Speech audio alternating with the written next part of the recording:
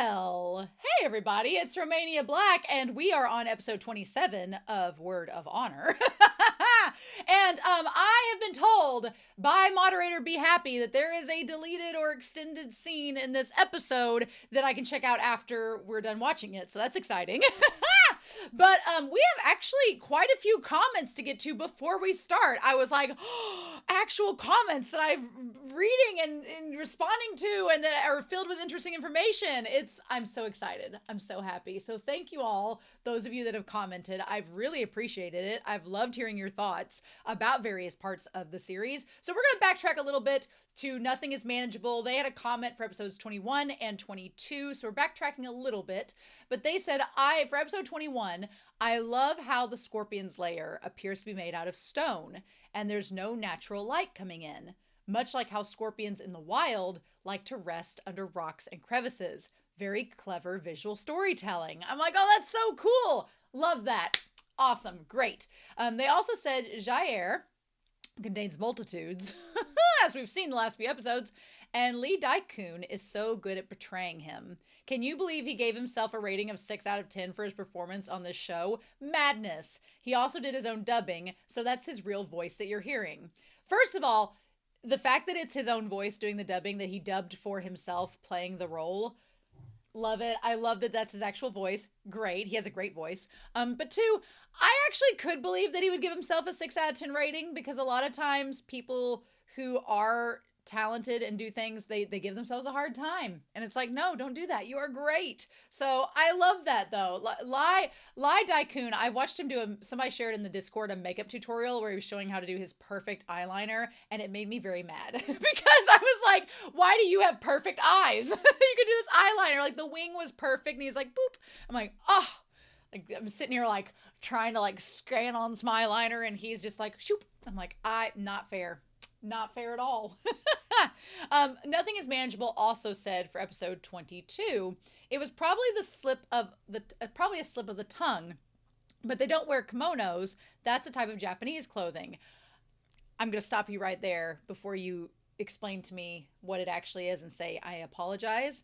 I am an American. I'm from the West, so I have not been educated in various Asian cultures and their differing wardrobes. I need to learn, so I'm glad you are commenting on this. Thank you.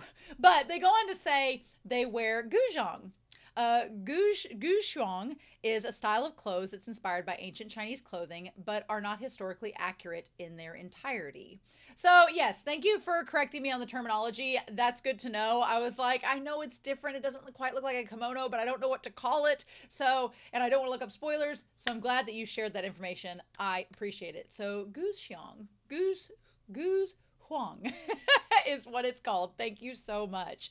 Then Tony Simi commented on episode 23 saying, I do think Jair wants the Water of Oblivion for himself, but I could also see him wanting to give it to Zhao Jing to make him forget about his plan and focus on Jair maybe.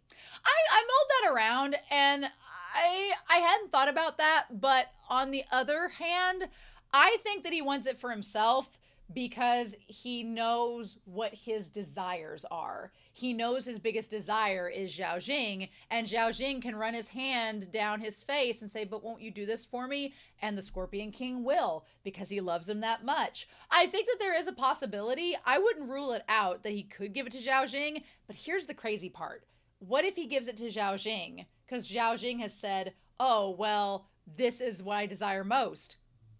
What if it's a lie? Zhao Jing is a notorious liar and manipulator. So what if the Scorpion King was going to give it to Zhao Jing and then he realized how much of a liar he is and he was like, well, I don't know if what he desires is what he desires, so I'm just going to take it myself. We shall see. We shall see. But I think he's going to drink it himself. I think there's too many potential plot holes with giving it to Zhao Jing. But he might give it to Zhao Jing to test the waters and see if that's what he wants. I don't know. I guess we'll find out. And then Kristen F. Vids said, in a behind-the-scenes clip, we see Chang Ling's actor actually falling asleep during filming of a scene. A true method actor. Aww! Honestly, if I was on set, especially outdoors in the heat, in layers and layers of clothing, I'd probably be passing out. So I don't blame Changling one bit for doing that.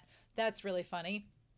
Um, Caitlin Abbott, 970 for episode 24, says, yes, regarding Changling coming across that bunny. I don't know if it's just me thinking this, and you probably already know this, but there's something called the rabbit god in Chinese mythology, which depicts gay love between two men. So I find it interesting how a rabbit appeared in this episode and back in episode 6, just after the face reveal, where when Keshin catches the two rabbits.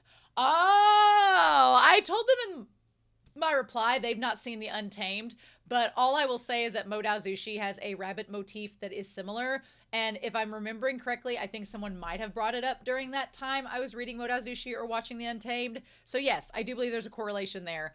I do believe that rabbits are our way around censorship, although I've been so impressed by how much they've gotten past censorship that I'm like, okay. But yeah, I definitely agree, and I'm glad you brought that up. Anything that can connect this series to Modao Zushi is good by me. So, and then finally, Night Owl for episode 25 says, you can really feel, Huckleberry, be nice. You can really feel how far they've come emotionally. Wing Keshing is clearly spiraling internally, but Jishu gives him space and warmth without pushing. The part where Jishu is like, you're always welcome here whenever you want, I loved it. I just liked the phrase, when Keshing is clearly spiraling internally, because that's not wrong. It's so true. I love the way that was worded. That was fantastic. So yeah, I'm super excited. Obviously, we're going to get to that extended deleted scene after the reaction, but I think in the meanwhile, I'm just so excited to be getting into this. I think it's going to be a lot of fun. So we're not going to waste any more time. This episode's only like 43 minutes total, so it's going to end up being like 40 minutes altogether, which sometimes I get excited by because some of the shorter episodes have actually been really good. So we shall see. But thank you all so much for commenting and for showing your appreciation for the series. We have like 10 episodes left, which is insane to me. I know I still have the novel, but 10 episodes is still wild. So let's get started, shall we? We are going to start episode 27 of Word of Honor, and we're going to do that here in 3, 2, 1, and let's go. Oh yeah, and I forgot to say that we are starting at 1 minute and 48 seconds, so hopefully that helps you to narrow that down. Okay. Oh, is he still playing the flute? Is he still doing that? I like someone said he just had flutes like just lined up in the sleeves of his robes. And he just keep pulling them out if one of them broke. That's really funny. Oh, because he left in the cloak. Who's this mystery man out in the wilderness with his cloak playing this flute? He knocked this tree down just so he could sit on it, aesthetically pleasing. They left his lips slightly chapped to look a little bit anguished because he's too pretty. Oh, those robes go amazing with that picture. Oh, oh, oh, oh. Oh, he wants to eat. That is the face of a man that would kiss you right now. That is the face of a man that would kiss you in that moment. Bitch, what? I'm going to steal your food. Yeah, no liquor for Changling. Oh. Oh.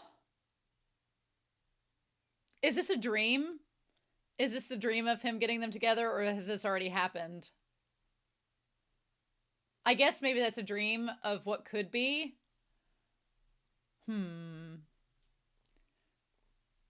Or is it like before he left what they were doing? It would make sense if it was a dream because in that one shot, Jojishu looked like he was going to kiss him. Oh, yay bye, right? Right? Yes, I see that sword. He's like, only one man can be playing a gay flute at this hour of the night. It's you! Oh, bitch, what?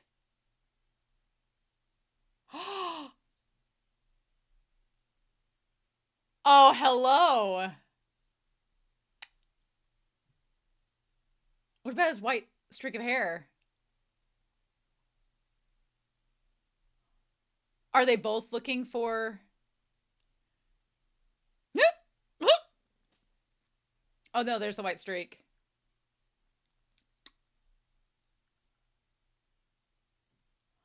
Sure. He's like, damn it. Were they both meeting up, or were they going, or was he on his way to go look for Winkeshing? Hmm.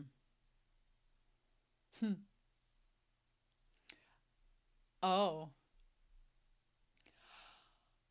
Okay. Oh, bitch. Oh, here we go.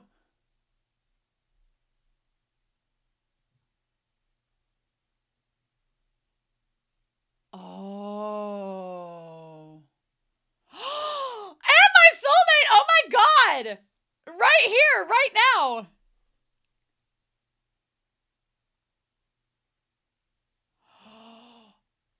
Ooh.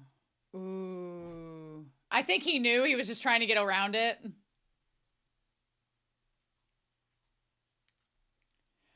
Oh, well, define bad intentions. Oh my. Don't you be dissing my soulmate. Don't you be dissing my soulmate. I did the DNA test. Yeah. I kind of was, being Bruce Wayne. I mean, yes. Yeah. I'm down. Wood.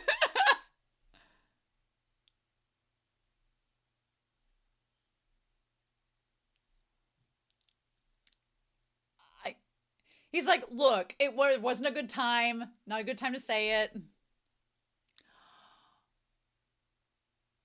Okay. So when did you find out he was a ghost chief?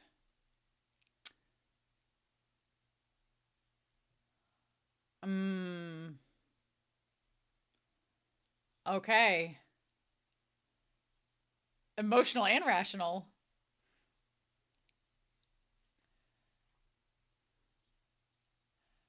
He's like, yeah, but I've killed people too. You're letting your dick make your decisions.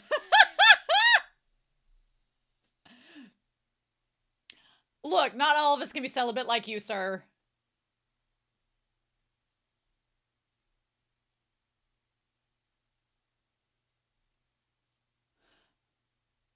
I mean...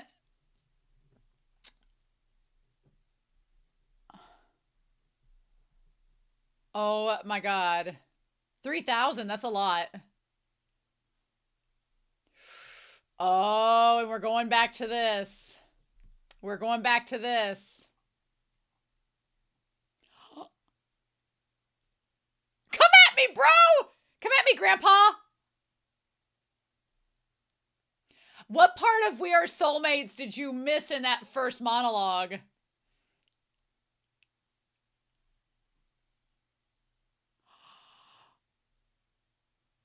Oh! Oh! Oh! Oh shit! Oh shit! Crap!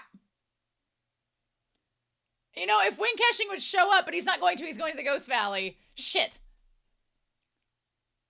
Oh, ow, crap. He's like, help me. I'm weak, man. What part of becoming a beggar don't you get?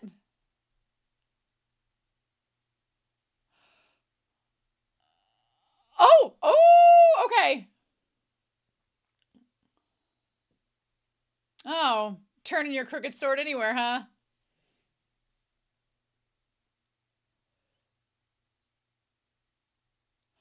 With all due respect is what that means. And you don't realize that okay, so he doesn't realize he's gone. Okay. He doesn't realize that Winkeshing is gone. Oh, shit. Oh! Thank God he's flexible. Oh! Oh! Nope. I mean, It's, oh, crap. Oh, he smacked him with the sword. Oh.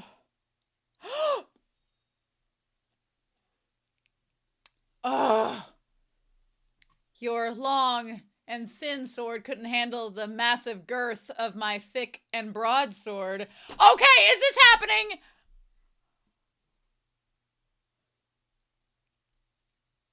Oh. Oh my god.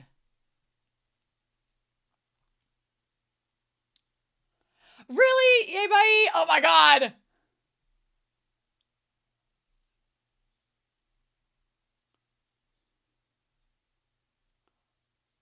Oh. Oh, but. Oh, but. Ah! He's like, I was gonna go battle the ghost, but now I'm gonna battle you. Oh my god. Ah! Does he even have a sword? Oh my god. Oh!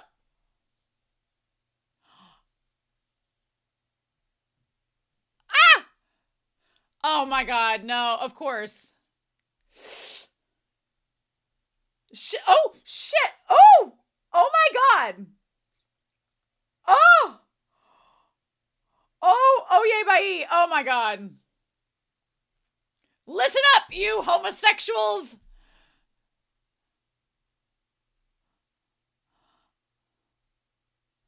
Ugh! Don't kill them. Come at me. Oh. Don't kill him. Oh my god.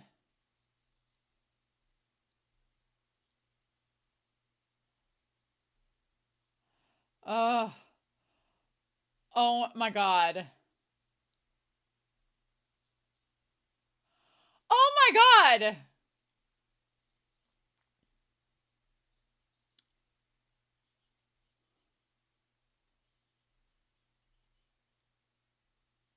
Oh. Oh, these two. Oh my god. Yay, bye. You're not worthy. You're gonna play that card? You're gonna play that card.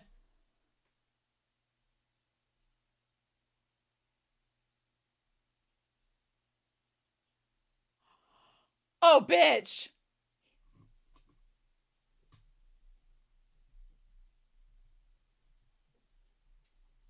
Okay, and now when Keshing knows that he knows.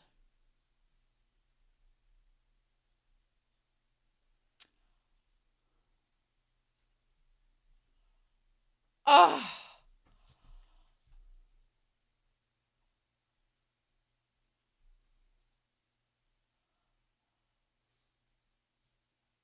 Oh my god. She's like, I gave an amazing speech and this is what I get.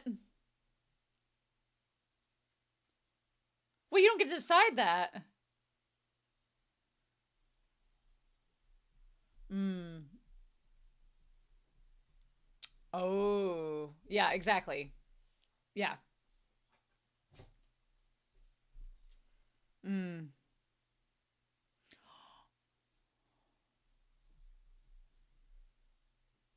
Oh. These two are amazing. I love them.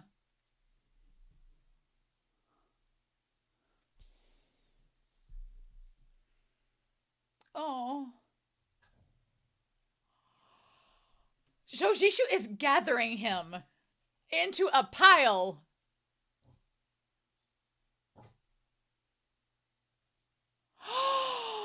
He's like, we're gonna go out Romeo and Juliet style, bitch. Together, making out, using tongue, holding hands, censors be damned. He's like, are you freaking kidding me?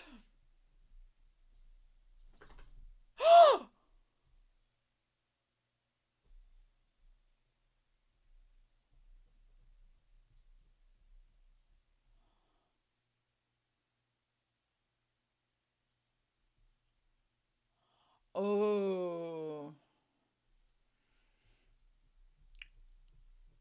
Oh. And he's like, bye! I guess I'll get you cured. But,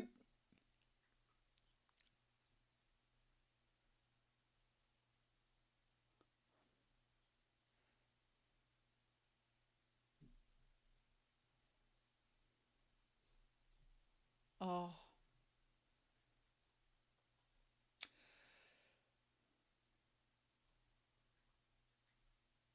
Mm.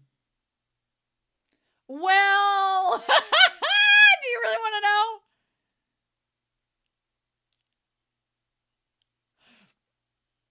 Oh my God, these two.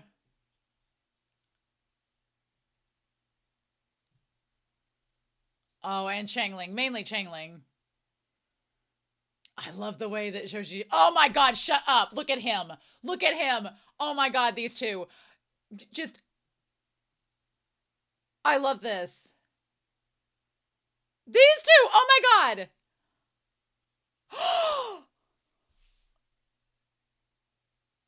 Oh, oh,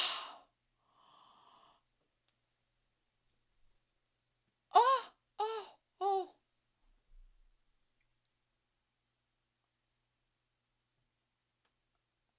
Shut your face. Shut your absolute face. These two. I am a puddle.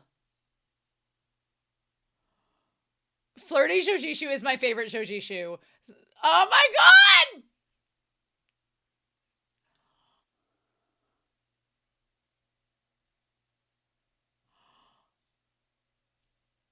Oh my God. Censors be damned. Ah! Shut up.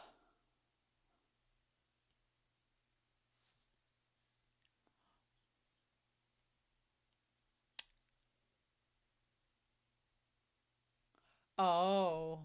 Oh. Oh. The way he looks at him. Oh my God! Ah! Ah! Ah! Ah! Oh.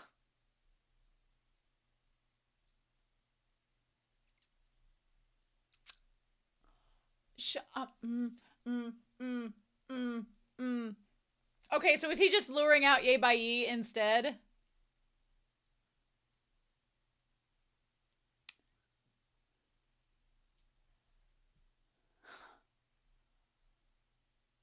Oh my God.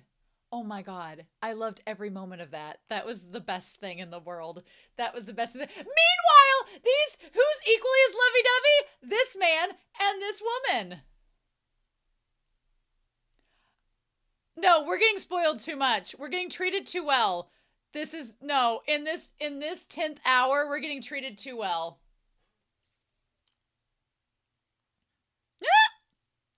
Oh! She's like, son of a bitch.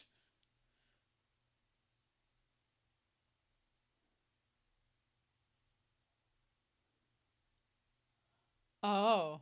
Oh, well. She's like, you don't know him very well.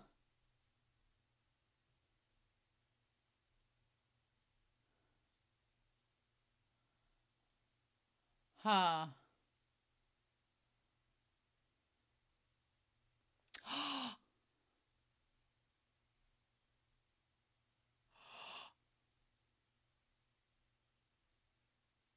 Oh. Acting sneaky.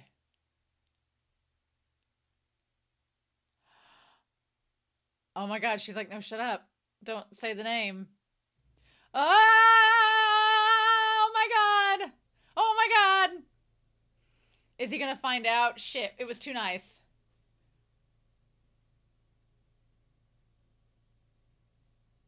She's like, well, it is illegal to open someone else's mail, but have I got the tea for you? Oh, don't be this way. It was too good to be true. Crap. Crap. Oh my god. Oh my god. Oh my god. Well.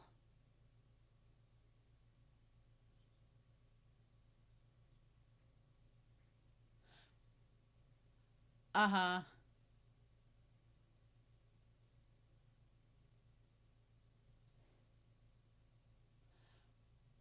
Well, there's two of them.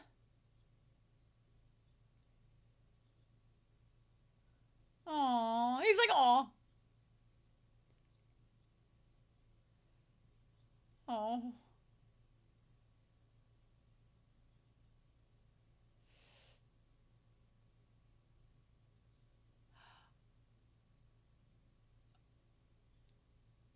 Oh, don't be talking shit about my future wife.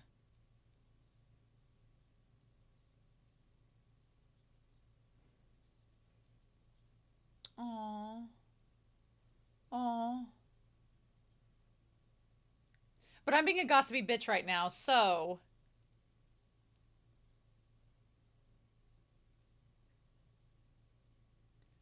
Oh my god. You weren't supposed to, but you're going to.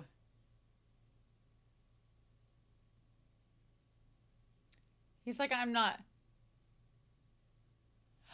Oh. He's like, I may not be the brightest crayon in the box, but I can still color, bitch.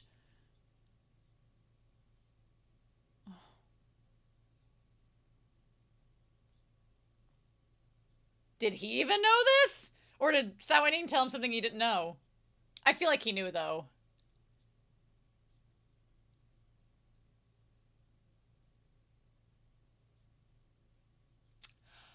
You're being a gossipy bitch. Now, go away.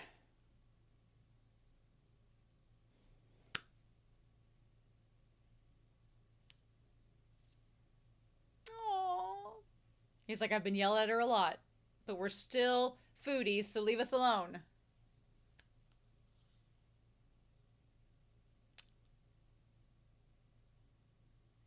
Aww. I love him so much. It's like, damn. He is Precious Angel Bean. Look at this spread. What is this? I gotta get my dispensary weed. This kush will be so good for us later when cushing. When cushing, if you will.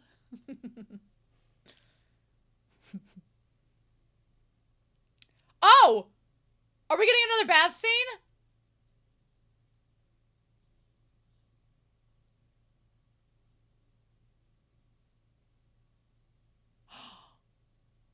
Can you see him through the blinds?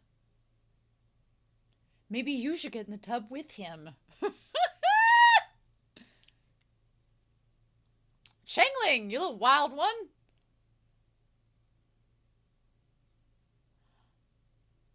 Oh.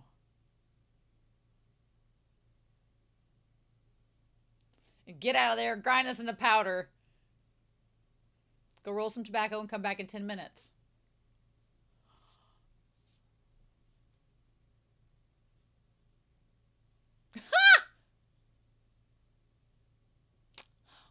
Fair.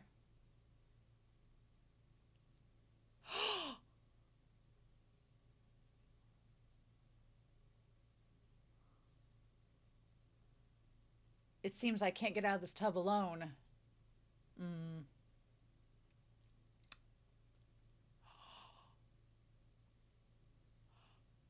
He's like, oh, come on.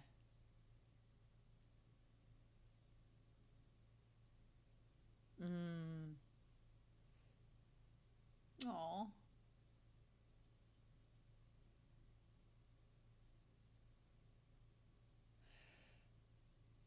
I'm not necessarily completely innocent. Well, no. He's like, oh, thank God.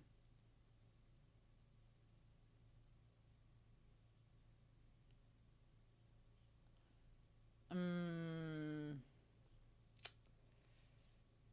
might have spread that around.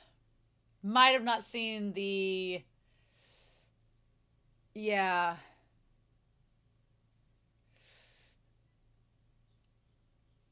Oof. Oh.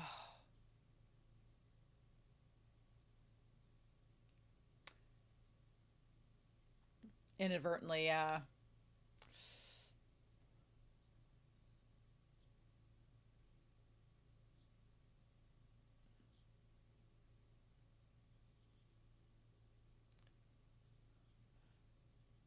Oh.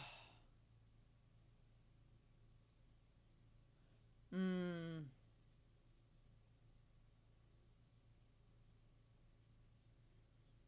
Oh.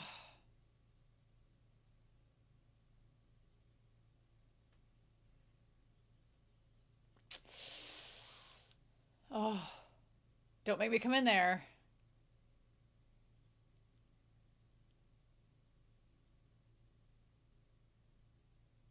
And he can understand that feeling. Oh.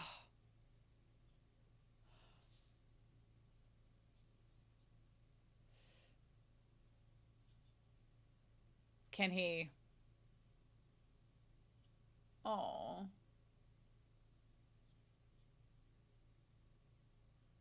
It's kind of like goes back to the soulmates that he inadvertently killed.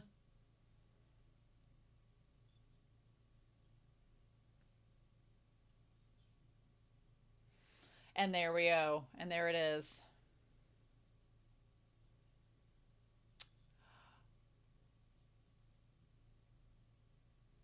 Probably the. There's a traitor, yeah. Uh huh.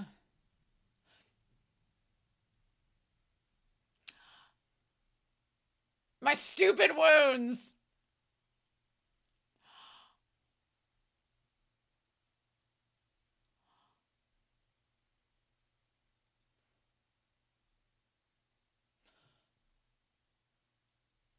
Hmm.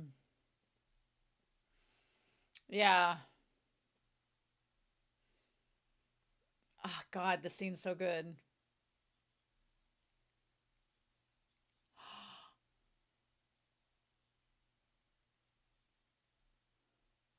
Ha!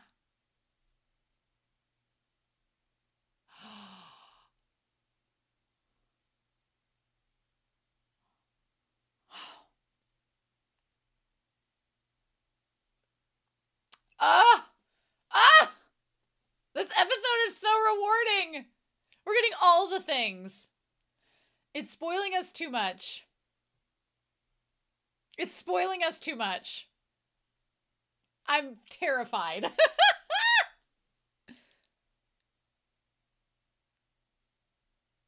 It's spoiling us too much. Bless. We had the one. We were talking through blinds, and now we are. We were talking through blinds once, and now we are here.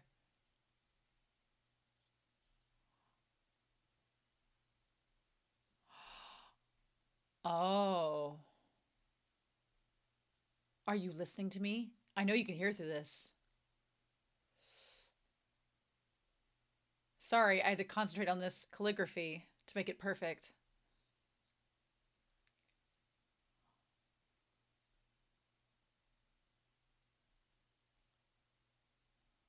Oh. Oh, he's like, oh, good, good. Thank you. Oh.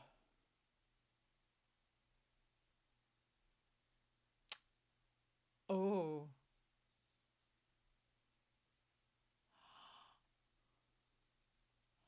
Uh-huh.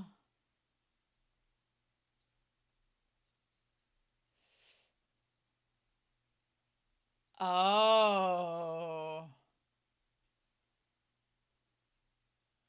Yes. It's very odd.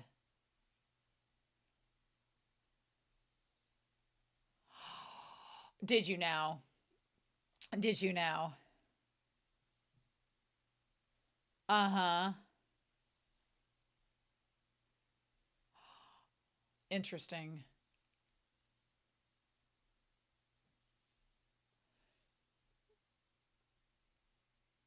Oh, right, so you figured it out. Okay. But you're just now revealing your cards? Yeah.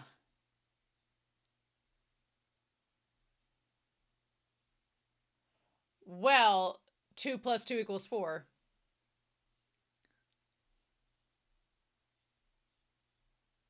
So it's very obvious. Right, okay.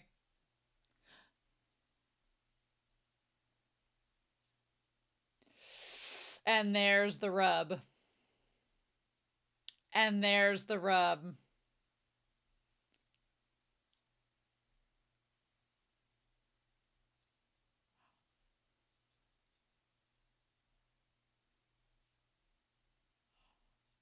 Oh.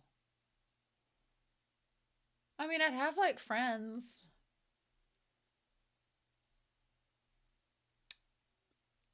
He's like, we both fight using the same sneakiness.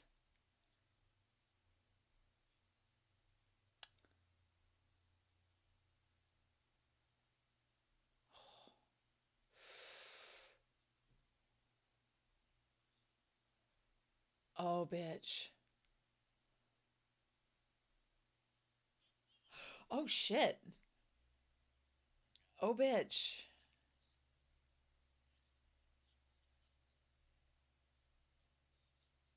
Ooh. Ooh. Ooh. Oh, bitch. Oh, bitch.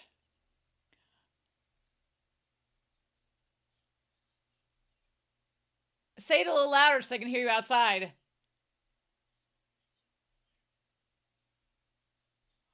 Oh, with his puppy dog face and everything.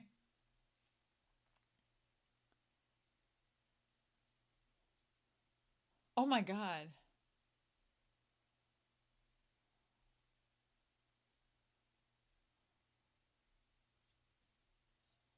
Oh, ho, ho, ho, ho. Oh, bitch.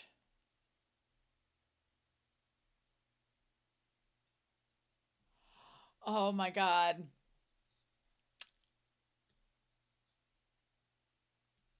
Oh.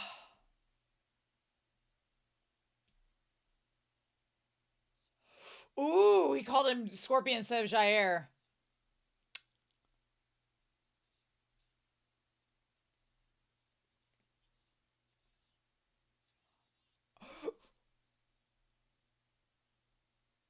Oh, ho, ho, ho, ho.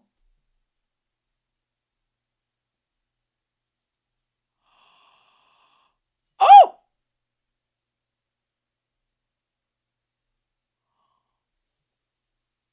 Oh!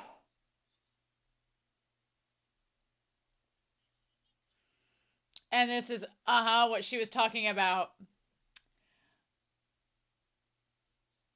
Remember what she said? Holy shit.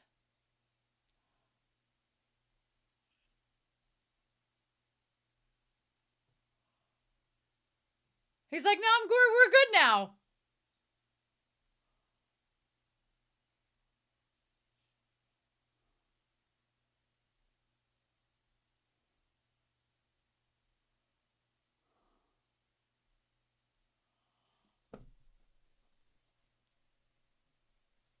A dragonfly? Holy shit. Sam Weining's like, I believe her and I trust her. Her little pants and her little boots.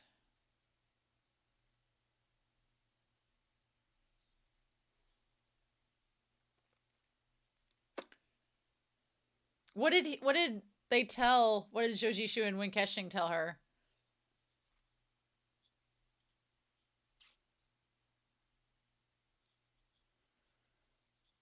Mm.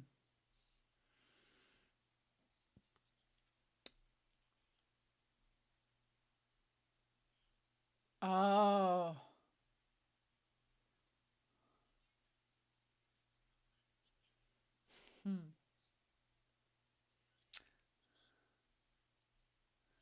Ah. Oh. A bright moon and a gentle breeze. I love that. Yes! Yes!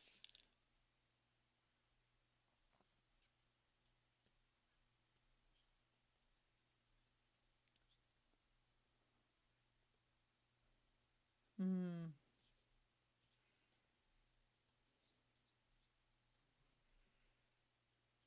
Oh.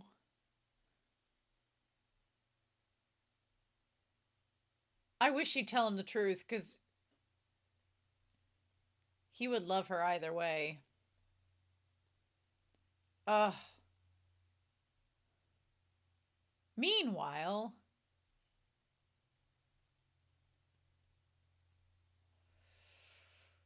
Ooh.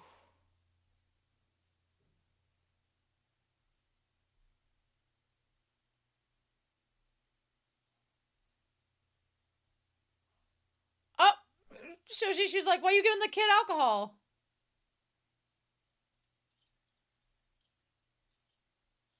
Aw. Spicy. He's like, ahem, you're mean.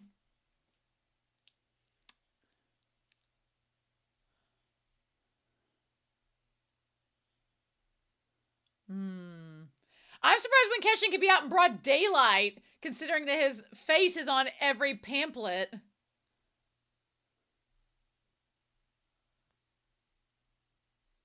Oh my god, a few days? A few days? Custom making?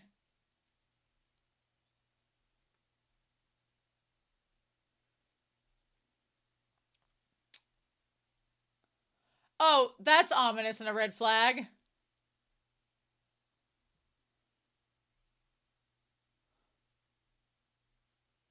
Isn't that where the story began? It's just like him flipping off the camera. It's just gonna be like a middle finger.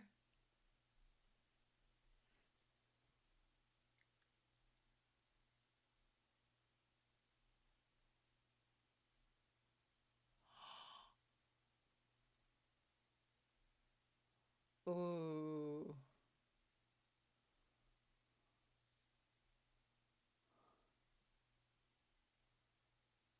Oh.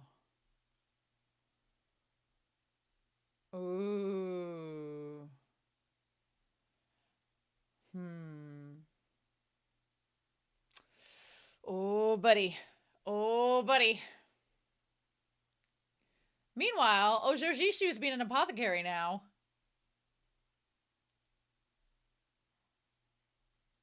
Oh, those robes almost look white. Are they? No, they're the pink ones. Why is his arm wrapped up?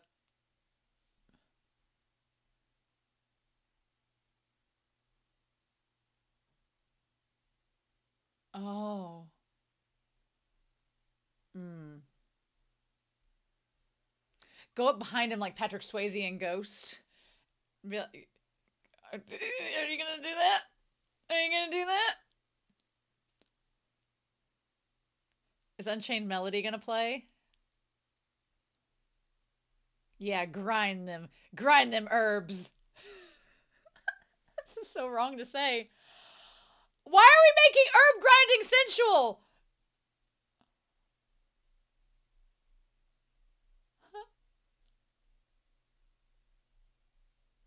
Okay, we had to make it silly too. Get past the censors. Are you not grinding hard enough? Lunacy, well, about that.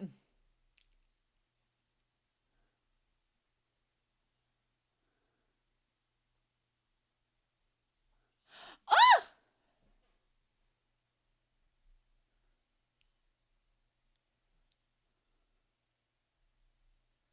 Hmm.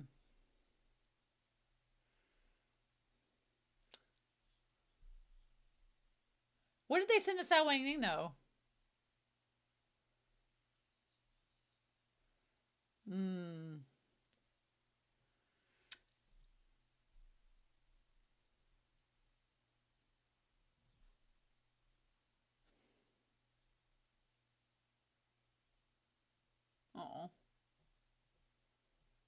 Yeah.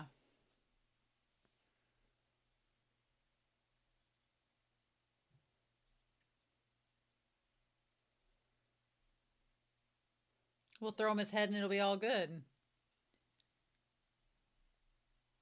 And then the grasshoppers they put in their head when they were kids, you know.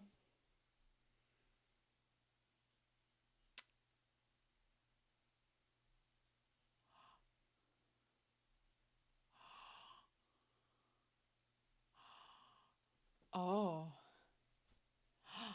Oh! You. Oh. Ah! Has he? Has he? Has the smell of him grinding made you sleepy? Really?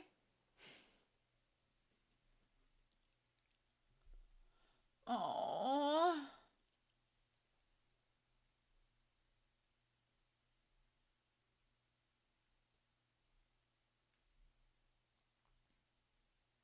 Poor Changling. This kid's about to pass out. Big keeps trying to train.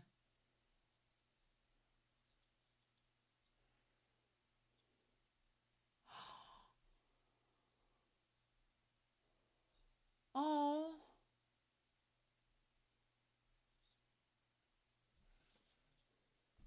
That's all we want at this point. Oh! Oh my god. Things are getting crazy, y'all. Crazy. We did not deserve the spoiling that this episode gave us. Oh, friends. It's so good. It's so good. Oh, this episode was amazing. mm. Mm. The tea does not do it justice. Damn. Whoa. What an episode. I feel like I'm going to be repeating myself a lot in this discussion, but I was floored by the fact that the censors just continue their residential leave of the country, because there was so much flirting in this episode. Gong Joon and Zhou Jishu's actors, there were moments where Zhou Jishu looked at Wen Keshing and I was just like, they're gonna kiss. They're gonna kiss on screen right now. And I know they're not going to, but the look that he gave him, the, pardon my language, but the eye fucking that happened between the two of them in this episode, I knew they weren't gonna kiss, but if a man looked at me like that, I'd be like, my tongue is about to intertwine with yours, isn't it? And I wouldn't be surprised! Oh my gosh! Oh! Anyway, so I redid Whiteboard Coon a little bit. We've simplified remaining players over here now. We're going to keep this up here for now, but we've simplified where everybody is, because the Beggar Gang is pretty much out of it right now. Supposedly, old Huang He is dead, and the Strawberry Shortcake couple, they've vamooshed. They've left the plot. So the question is, like, who do we have left? Well, who we have left is we have Shinshin. Shinshin's off with Xiao Lian somewhere. We don't know, because he was taking her somewhere where they were all going to meet up and sing Kumbaya together. So hopefully that happens at some point. Then we have the Window of Heaven and Prince Jin. Who knows where they are? Are they probably going to show their face by the end of this? I'm sure that they are, yeah. And then we have Ye Bai Yi. Ye Bai Yi being such a damn boomer in this episode. Such a boomer. I was like, Ye Bai Yi, come on now. But he's a man of integrity, as you know. We're going to talk about Ye Bai Yi. And then we have the Changing Ghost and the Happy Ghost. They're still alive. They've left the Scorpions and supposedly are heading back to the Ghost Valley, where their fate awaits them, supposedly. Scorpion King. Zhao Jing is pretty much, I feel like Zhao Jing's going to be in the same area as Ye Bai Yi, probably. But Scorpion King, I think he's going to leave and go to the Gentle Wind sect. I think he's going to leave and cause trouble at the Gentle Wind sect. And I'm not looking forward to that, but I think that's where he's headed. Meanwhile, the Tragic Comic Ghost and Alluring Ghost are together. Chu Fang might be there too. Who knows? And then we have Guzhong is with Sao Wei Ning at the Gentle Wind sect, which I think they're in trouble. That is paradise in danger, and we're gonna get to that in this episode. And then Changling is with Wing Keshing and Zhou Jishu, these two murder husbands, and Changling. I feel bad. I think I feel the most for Changling because I think, here's the thing. I think that Sao Wei Ning is kind of like Zhou Jishu, where I think he understands that there's something about Guzhong. He's not dumb. He's like, I may be slow. He had a Forrest Gump moment where he's like, I may be slow, but I was like, oh, Sao Wei Ning. I think he kind of knows that Guzhong is involved with the Ghost Valley, or at least with some kind of nefarious organization, but he knows she's a good person. Sao Wei Ning and Zhou Jishu basically have the same arguments this episode. So I think that even if he finds out she's with the Ghost Valley, he's going to be fine. Changling's the one I worry about because Changling is so innocent. And I feel like when he finds out about Wing Keshing, it's not going to be good. And Wing Keshing knows it's not going to be good, but he's not saying anything because Zhou Jishu's like, oh, it'll be fine. And I'm like, oh, will it? Will it? I don't know. I wouldn't be surprised after this episode. I feel like they're setting us up that Changling might hurt Wing Keshing in a moment of passion, not passion, oh God, but in a moment of anger, he might actually hurt Wing Keshing, and Zhou Jishu's gonna be like, oh my God, and then Changling's like, but he's the Ghost King. And it's going to be like, ugh. It's going to be like the moment was coming. So I don't know if we're going to get that or not. We'll just have to wait and see. But I'm not going to be surprised. And then we have the Gentle Wind sect. They have the glazed armor pieces. And Zhao Jing telling all of us what we already know, that he already knows that everything's going down. So anyway, I still have my headphones over here because I went and looked at the extended scene that is more of an extended scene than a deleted scene that the moderator Be Happy shared. It's over on, try to find the place that it's at. It's over on Vimeo is where you can find it at. And so it's like 5 minutes and 47 seconds, but Be Happy was like, after you watch it, go to 14 minutes in the episode. So we're going to get close to that, and then we're going to watch this scene. I'm going to have my headphones in, but I will link the scene down below so you can watch it with me if you want, if you so desire. So we'll see about that. But anyway, let me get out of this and go back to that. So we started out our episode. I honestly thought that Wing Keshing was going to the Ghost Valley, and maybe he was initially planning on it, but I think that what he ends up doing is trying to lure Ye Bai Yi out. It makes sense now why he didn't want Ye Bai Yi to go into the Four Seasons, because Ye Bai Yi at this point already knows. He's learned about Wing Keshing being the Ghost Valley chief, and he would tell Changling, and Wing Keshing's like, let's not do that. And then both Zhou Jishu and Wing Keshing kind of beat Ye Bai Yi to the punch before he can go and tell Changling what's up. So that all makes sense now. I'm glad that Wing Keshing and Zhou Jishu have stuck together. I thought Wing Keshing was leaving to go to the Ghost Valley, and that was going to be a thing. I'm glad that didn't happen. We were spoiled this episode. You all, I know you realize that you've watched this show before. I realize that I have been spoiled this episode. That terrifies me, because that means the show is going to be like, hey, remember how we gave you all those amazing romantic scenes and all that flirtiness and all those good times? We're going to take it all away now. And you're like, no! And they're like, but we gave you the good times, now you got to deal with the bad. And I'm like, I don't want to do that. So I realize I've been spoiled, and I'm dreading where it's going to from here, because maybe I'm wrong. Maybe it'll be sunshine and rainbows from here on out, but I don't think so. I think we were spoiled, and now they're going to be cruel to us and say, well, this is what you get for having nice things. So this like envisionment in Wing Keshing's like mind, where he's imagining, I think he's imagining the future, where he sees the Four Seasons, they've cleaned everything up, they've got the painting all done. Granted, the painting looks amazing next to Wing Keshing's pink robes, the pink and red, looks amazing. But y'all, he walks up to Zhou Jishu, and Zhou Jishu sees that poster, and he stands right beside him. He's like, look what a great job I did. When Zhou Jishu turned to Wing Keshing and looked him in the face, looked him in the mouth, I was like, for a second, it took my breath away. I was like, is he going to kiss him? He's not. I know he's not, but, oh, like, that was the look of a man that was like, I will do anything for you.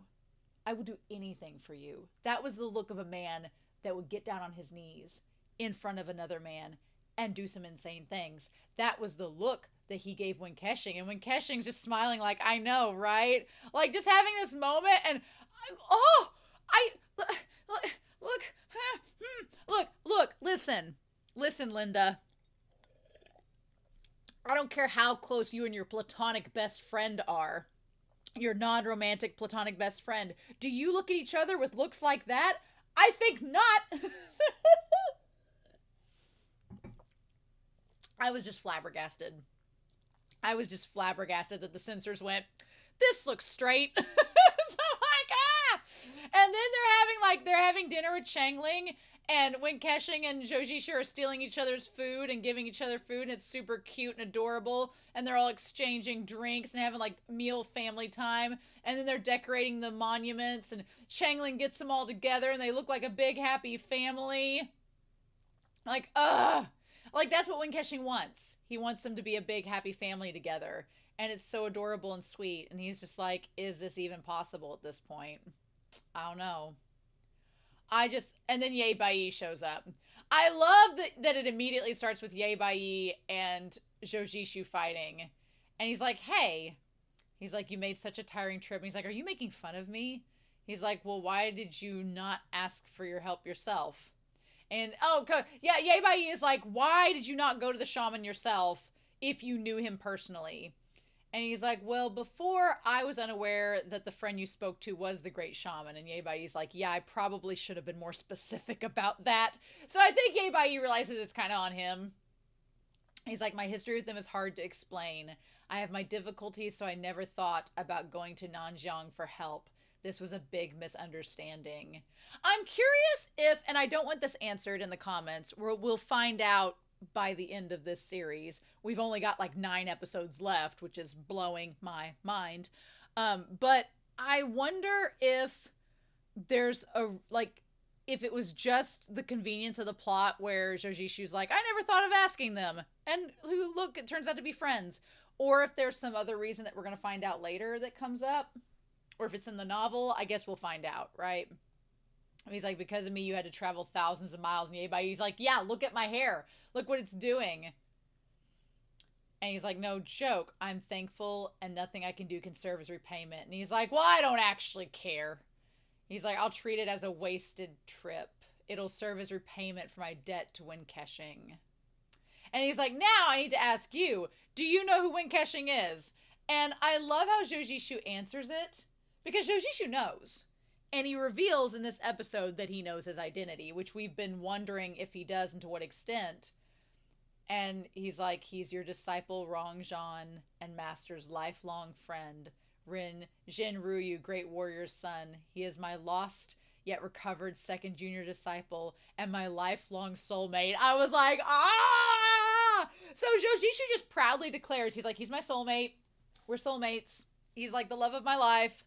I'm saying it out in the open now. Y'all can't stop me. And Ye Bai is like, in front of my salad? He's like, you good for nothing idiot. I'm amazed that you're Hua Zhang's disciple and you can be tricked so easily. And he's like, well, he's the current chief of the Ghost Valley. And Zhou Jishu's like, no shit. I just wasn't saying that because that's not the title that's important to me. And so he's like, I do like that Ye Bai is like, everybody knows that Wing Keshing is the ghost chief, which is why I'm amazed he could find a table waiting on the shaman, but I guess maybe they entered in the back door, maybe. He's like, do you think he had his identity to follow you for so long because he had good intentions? I love that Zhou Jishu's just sitting there being like, define bad intentions. like I know he doesn't have good intentions, but like are the bad intentions like sexy time bad intentions, or are they gonna do me harm bad intentions? I'm like, oh my god. And he's like, I just never expected the Jin couple were such great warriors to raise a good for nothing bastard. But maybe that little bastard isn't their son. And like Zhou Jishu's like, oh, he is. Oh, don't be talking about. I love that Zhou Jishu is like, did you not hear me say soulmate? Did you not hear that? Like we're ride or die, bitch. Like and Ye Bai is like, so you admit that you two are together? And he's like, yeah, am. He's like, yeah, not early enough, but not too late. And Yay Bai's like, reform? Restorative justice? What is this? Yay Bai snickering, being like, oh. I love that he just reminds me of a boomer that Yay Bai would be like, oh, let me guess, you guys are gay or something. And then Zhao Jishu's like, yes? And he's like, oh. And I say that with admiration. Like, Yay Bai is just like, come on now. You're not really with him, are you? And Zhao Jishu's like, I am. Thank you. He's like, I never thought that I, Yay Bai, would be led by the nose by two little brats. And Zhao Jishu's like, look, you left before I could really talk to you about this, but I didn't do it on purpose. He's like, after the Dragon Pool cabinet and you went MIA, that's when I realized he was Jin Yan. And by realizing that, he's like, I realized he went to the Ghost Valley after that. He's like, so I just did process of elimination after you had left. So from an emotional and rational standpoint, I cannot stay an outsider. I like that he's, from an emotional standpoint, Zhou Jishu is like, I'm kind of connected with him. I like him. We're soulmates. And from a rational standpoint, he's like, I'm a believer in restorative justice, and we're going to rehabilitate this murder husband. Mm-hmm. And Yei Bai brings up some good points where he talks about how the Ghost Valley, you know, has appeared in the martial arts world and have caused all this problem. And obviously the Ghost Chief before Wen Keshing was a bastard and caused all of this. And Wen Keshing's not innocent. Wen Keshing's caused a lot of damage. He really has. But Zhou Jishu's kind of like, I was the lead of an assassination guild. I really have no right to judge him because I have caused bloodshed and killed innocent people too. But in this moment, Zhou Jishu saying, I believe that Wen Keshing can be rehabilitated, and I believe that he is a good person underneath all that and is worth trying for. He's not only saying that on Wen Keshing's behalf, but he's saying that because he wants to believe it for himself.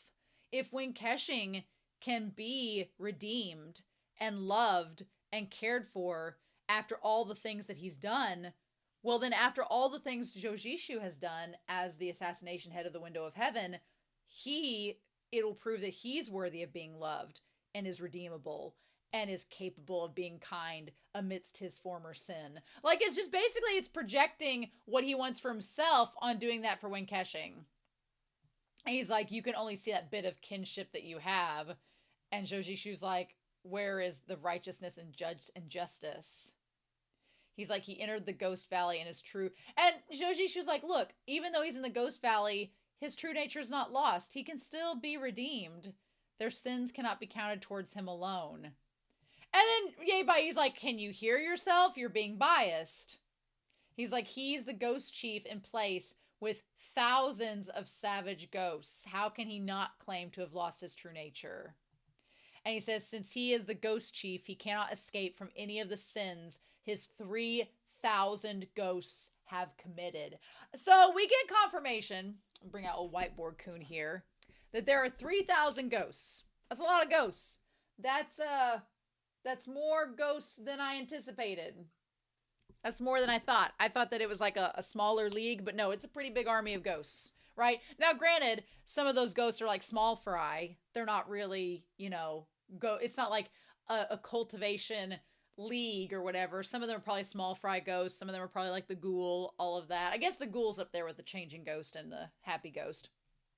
But Yei Bai is basically saying, because Wen Keshing is in charge of all the ghosts, he oversees all the ghosts. Anything that all of the ghosts do is directly done under his rule. So if they commit tragic, like atrocities, that's on him. And that's kind of what Wen Keshing says later in the bath when he's like, I didn't personally murder Changling's family, but I spread the seeds of doubt that led to people killing them.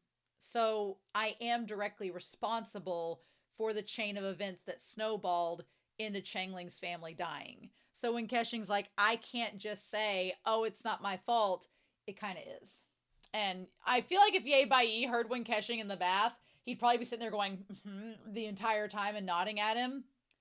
And then Yei Bai says, I vowed that if one day the ghosts entered the world to bring chaos, then I, Yei Bai, would annihilate the Ghost Valley. So he brings up this ultimatum to Wing Keqing later on, right? He brings up this ultimatum. Ye Bai has decided that he's honoring what Gao Chong asked him to come there and do way back in like episode 13 or so, that he is going to annihilate the Ghost Valley. And he gives Wing Keqing the choice that he's like, if you stay at the Four Seasons and you don't go back to the Ghost Valley, then I'll spare you. He's like, if you stay with Zhou Jishu in the Four Seasons and you stay out of the martial arts world and you've turned over a new leaf, then I'll leave you alone. I'll spare you. But if you come in the martial arts world again, I'll kill you. There. And it's like, ooh. So Zhou Jishu is like, well, if so, then you're going to have to come at me. There's lots of come at me bros in this moment. And he's like, really? And he's like, since we are kin, half of his sin is mine. There was all sorts of language used throughout this opening scene that was just like, we're married now, so his life is my life, and what he does affects me, and all this. And I'm like, just swooning. Just swooning. And this fight was great. I do think, look. Do I think that there's an innuendo in Don Mai of swords and their proportions to, let's just say, organs external in the male physical body? Let's just say that.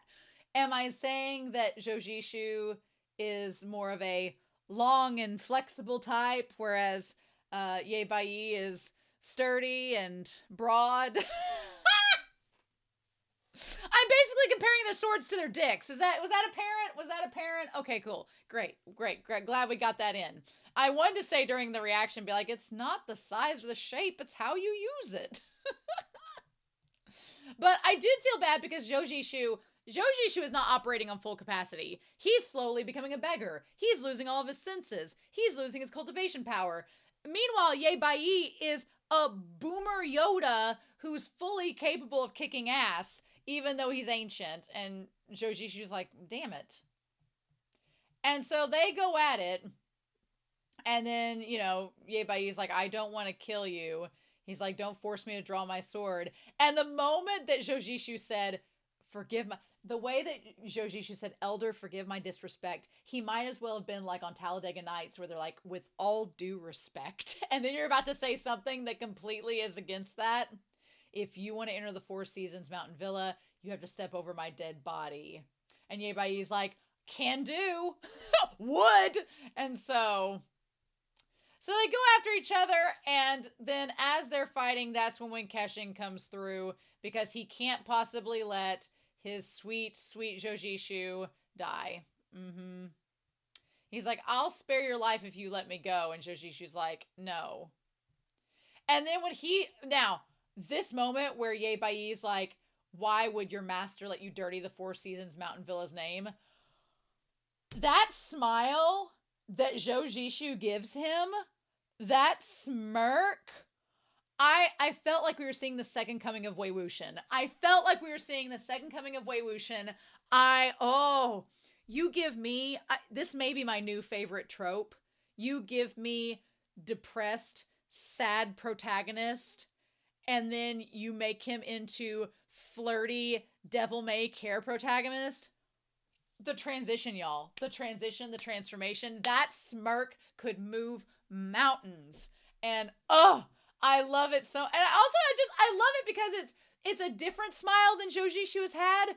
In the past, whenever he smiled, it's been like through him crying in anguish. Like he's just like laughing and crying because he's so miserable. Here, he's like, you don't know my master at all, bitch. You don't even know. And it's a different kind of laugh, right? And he's just like, oh, you don't understand my master at all. He's like, you guys were never besties. If he were alive today, he would be standing with me together. He's like, look, my master would stand up for me and my soulmate, so I'm sorry you have boomer ways and you don't want to change your perspective. And Ye Bai's like, ugh, how dare you? So yeah, he's gonna go attack him, and then Wing Keqing shows up. Now, granted, Wing Keqing has no sword in this fight.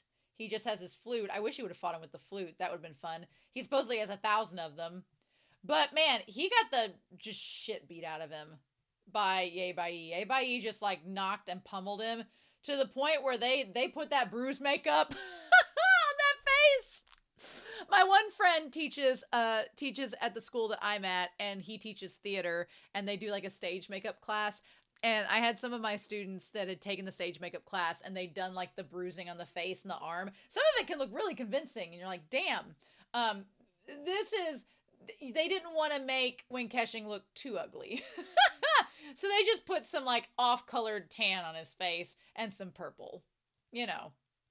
I do love the visual of the two of them stumbling around on the ground trying to get up to face Ye Bai Yi, and Ye Bai Yi's like, "What you doing, brats? Let's go." Also, when both of them look up at him, Zhou Jishu looks like a damn hawk about to like murder someone. And then you have Wing Keqing, who looks like he is ready to go as well. Like the two of them are just, God, it's great. It's so good. And he's like, as long as the ghosts from Ghost Valley escape Mount Qingya, they must be killed. And as the chief, you led a group of ghosts astray to commit evil deeds that must not be forgiven.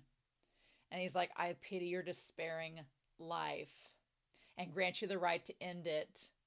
I love this moment that obviously Wing Keqing knows now that Zhou Jishu knows he's the ghost chief. So all gloves are off. At this point, they know everything about each other. As far as this episode goes, everything's been laid on the table. They know everything about each other. They know their circumstances. They've met eye to eye. There's nothing else being hidden from them. It's no hold bars at this point, right? So I want to go back to this scene, which starts at him on the ground here, and it's like 6 minutes long. I'm going to have the link down below. I'll have the subtitles and stuff. I'm afraid it'll get flagged if I show you all the whole thing, but I'm going to see what this is. What is this extended scene? So let's get ready to start this. We're going to look at this extended scene. I'm so excited. What did they cut?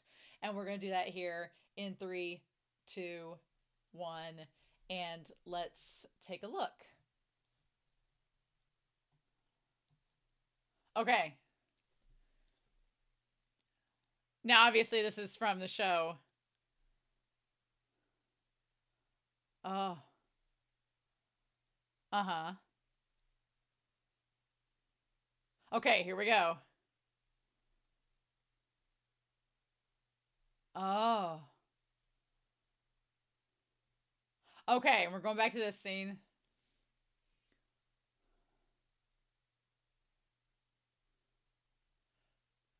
Uh-huh. I like that the angle's a little bit different.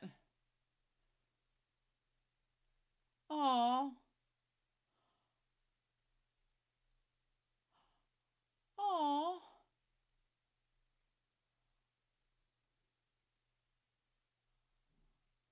Okay. So it's a little bit extended.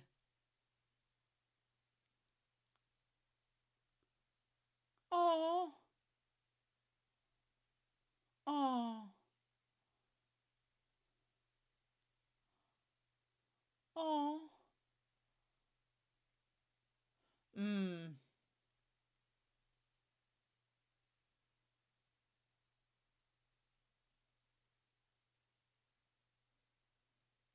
A horse of another color. Oh my God. Oh, and him crying because Joji's just standing up for him. Oh my God, this scene, them looking at each other.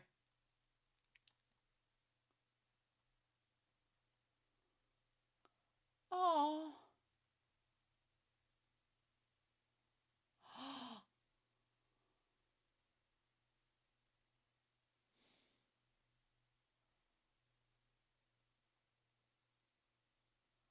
Oh.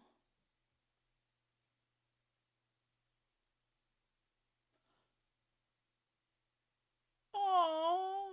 And damn, like when Keshin crying. Oh.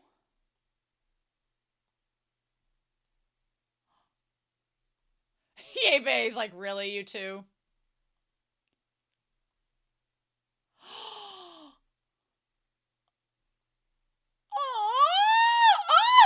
Oh!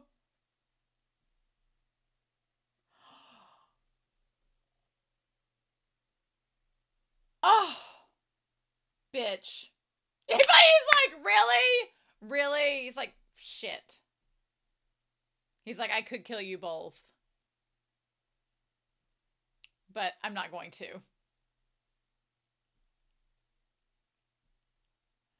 Hmm. Ugh.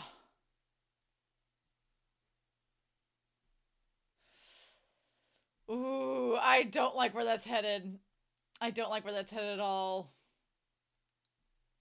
Oh my gosh. Oh, we're still going.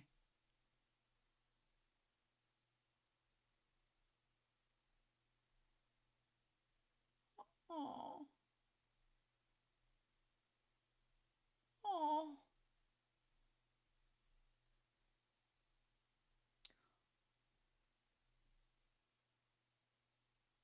I could sit here and watch them stare at each other all day long. Mm-hmm.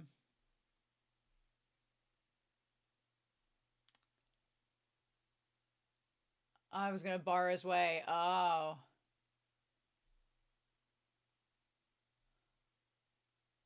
Uh-huh. Mm. And have his identity revealed. Oh. Him with his head on his shoulder is the cutest thing in the world. And him smiling at him. Oh. I love it. I love it. Him grabbing his cheek like, oh.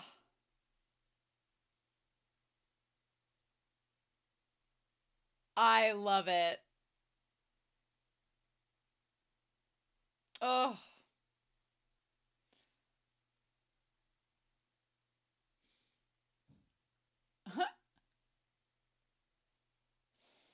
I loved this scene so much. Every scene with Jojishu and when Keshing in it, loved every single second.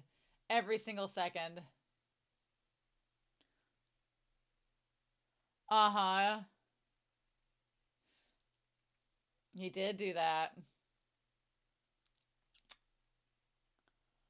And would you have died too? Uh, I, yeah. Oh my God. I just, even seeing just the little tiny extensions, the littlest things, they're amazing. They're just amazing. I am obsessed. So, so yeah. So basically going back to this, I'm like 12 minutes in the actual episode. And so he talks about the wrath and everything. I like the idea that we get to see the extended scene. You could hear the crickets and the things in the background. And I'm assuming that the extended scene, I'm going to take these out now. I'm assuming that they weren't dubbed in that. So that was their actual voices, perhaps. I'm assuming so. But Yay Bai just looks so judgmental in this whole scene. He's just like, really? Really? Just the whole time. He's like, I'll grant your wish. And then, okay, so the you're not worthy scene. And he talks about the sacrifice and everything. He's like, ask yourself. He saved countless people. Why must his son be treated with such injustice? Mm-hmm. And he's like, exchange positions with my junior brother. Do you say you could have done better than he did? Okay, so yeah, they changed up the dialogue a little bit. And because he talks about, yeah. So Yei Bai has more of a presence in the original scene. And he's like, I need to wipe out the Ghost Valley and I just want to kill him. Okay. So, and it's like, if you wipe out the Ghost Valley, then he's like, what? And he talks about his master. Okay, so it is a little bit different. Interesting. Yeah. Yeah, so they basically talk more about in the cut they actually use, they talk more about the master and how Ye Bai Yi um should not be judging when keshing because that's not what his master would have done if you were his master's friend, like, you know, you would have done different. But yeah, in this version though, man, in the original version though, where when Keshing's like apologizing and he's like crying, oh my gosh. And whenever he cries, his eyes get red. And it like looks so crazy with the bruises and the blood on his face. Yeah. And he's talking about, they talk about similar things, but it's just worded a little bit differently. And then there's definitely more emotion between the two of them. Yeah, because Win Keshing is not crying like he is in the alternate take. But there's still the hand holding. Yeah, crazy. So around that time, so we get a little bit more in the extended scene, and he still does the one thing. Okay, so it is a little different. You can see him with his head on his shoulder there, just like in that one take. Okay. Yeah, okay. Huh. Okay. Man, that extended take was amazing. So cool. I'm glad that we got that. Thank you, Be Happy, for sharing that. That's awesome. The way that they just look at each other, I can't get over it. They're fully on equal terms with one another. I love the scene where they're just sitting there and Joshishu's like ribbing him about seeing this different side of him. And when Keshing's like, leave me alone, like, what are you doing? God, it's so good. Oh, oh, I love it so much. I could take 1,000 screenshots. I'm going to go back and take more screenshots. So oh, Joshishu, whenever he smiles, his actor just is so brilliant. I love it. Anyway, so he helps him up. They go to his feet, and then he's like, what are we going to do next? So we go back to Sao Weining and Guzhong, and Sao Weining is just pining, being a little puppy dog, loving her. She's fixing up his robe, and he's just staring with her with the most love in his eyes that are possible. And I do agree. I think that Sao Weining, even if he finds out about Guzhong, I think he's going to still like love her no matter what people say about her. I think she's the one that would get worried because she's afraid that, you know, he'll change his mind if he finds out how she is. Meanwhile, they're not very good at hiding things because the one senior brother, I think, has figured out that she's with the Ghost Valley, which is all going to come out, I think, if the Scorpion King shows up, which is not good. What I want to know is, did Zhou and Wen Keshing send something to Guzhong? Or did someone else send something to her using their names? That's what I'm afraid of, because in this episode, so Wen Keshing and Zhou mentioned nothing about sending a letter to Guzhong. Or, much less, they sent it to Sao Weining, which is really weird. I feel like Guzhong confiscating the letter, I want to know what she read in it and what she has decided to hide from him and why the letter was addressed to Sao Weining. And I'm a little concerned about it because I'm wondering if somebody is pretending to be Zhou and Wen Keshing and maybe Guzhong's figured that out. I don't know. That part, the letter is a mystery. So we're going to put the letter up here. Like the letter to Sao Weining, what was in it? And the worst part is it was addressed from Wen Keshing. So anybody that saw it would probably be like, wait, why is the Ghost Chief sending you a letter? Because isn't that what it said? Yeah. Because she looks at the letter there. And what does it say on the front part of it? It says, to Sao Weining, disciple of the Gentle Wind Sword Sect. I don't know. I feel as if Wen Keshing was trying to get a hold of Guzhong, he'd address something directly to her. I don't know. I do like the scene where the senior brother tries to, like, basically get Sao Weining to admit that Guzhong is not a nice person. And Sao Weining essentially says, well, I love her and believe she's a good person. He basically does the exact same speech that Zhou gives, saying regardless of her circumstance and what she's been a part of, she's a good person. She's not trying to hurt anybody. I'm not going to judge her. So essentially, Sao Wei-ning is going the same route as Zhou Jishu. The only problem is, whereas when Keshing has finally aired his identity to Zhou Jishu and they've accepted each other and they're moving forward, Guzhong cannot reveal herself, and it's still creating that wedge between her and Sao Wei-ning. She needs to admit who she is, and he needs to be able to tell her that he accepts her before they can move forward. And they're kind of at a standstill, whereas, hell, Wen Keshing and Zhou Jishu are practically almost in a bath together. That's where we are with them, and, you know, Sao Wei-ning and Guzhong just aren't there yet. But I like Sao Wei-ning sticking up for her. And I like him saying, like, no, trust me. He's like, be mindful of what you say. And I like the one guy's like, well, you shouldn't be so cautious. And I like that Sao Wei-ning is like, hey, I know about the glazed armor. He's like, I may be slow, but I know that righteousness comes first. I know what's going on. I'm not dumb. I may not be smart, but I'm not dumb. And I also am able to figure out what's going on with this. He's obviously given our master something important, and there's a reason the mountain was sealed. He's like, but to see every little thing as a cause for suspicion and to raise accusations, I cannot agree with. And I like the one guy's like, look, I'm not suspicious, I just want to get answers. And Sao Wei-ning's like, look, she's had a difficult childhood. Let's not press the subject. If it's something that needs to be taken care of, as her future husband, I'll sort it out. Okay, bye. Don't worry about it. None of your business. I love it. I love Sao Wei-ning so much. He is the most precious being. I love him in this. I love that he's a golden retriever, but if he has to have some bark to him and some bite, I think he will.